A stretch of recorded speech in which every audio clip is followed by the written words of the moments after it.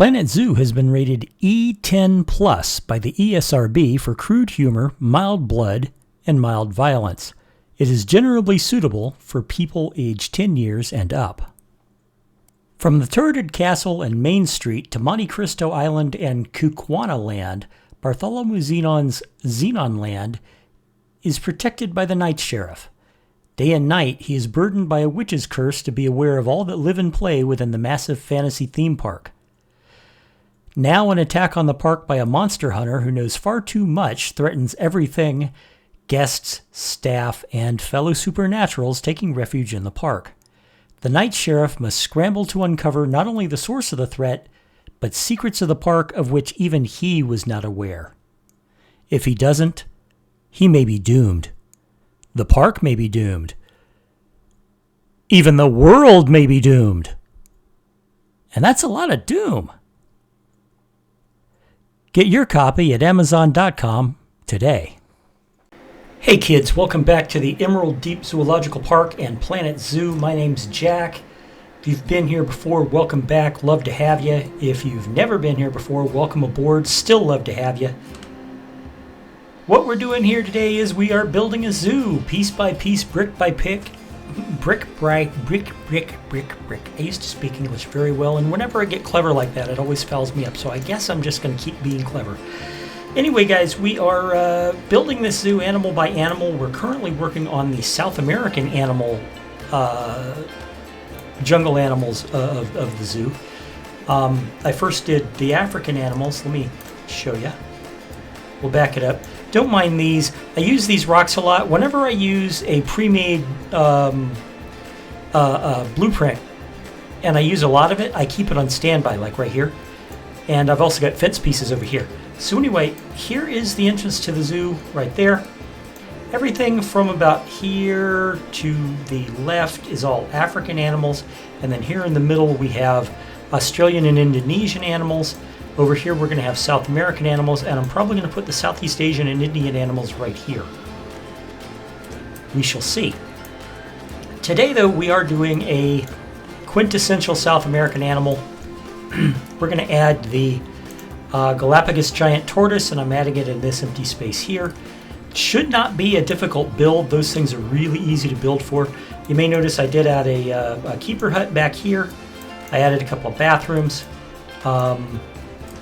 This is the dwarf caiman habitat that we worked on last time, and here's the monkeys. So you get a general idea of where they are. This is the Baird's tapir, and I'm putting them basically across the way from the Baird's tapir. And I am planning on curving this path around so it does meet back over here with this path. Right now, you may notice I do have the thing paused.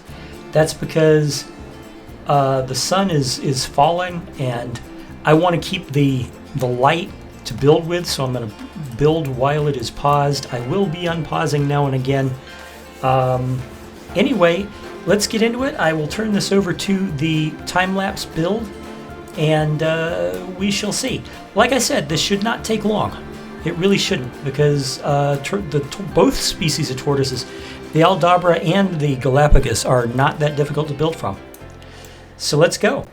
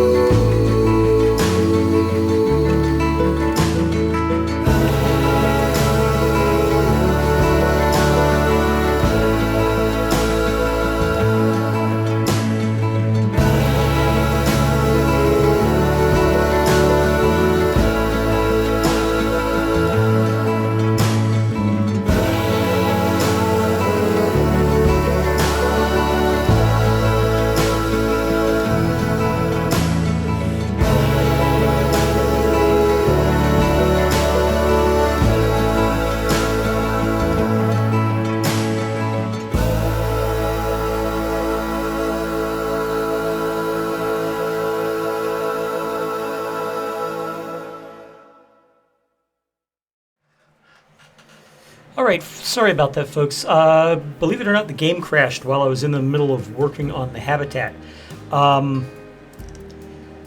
I haven't really done anything since I recovered from the crash because I was 90% finished with the habitat anyway. I decided just, you know what, that's good enough. I'll stop there.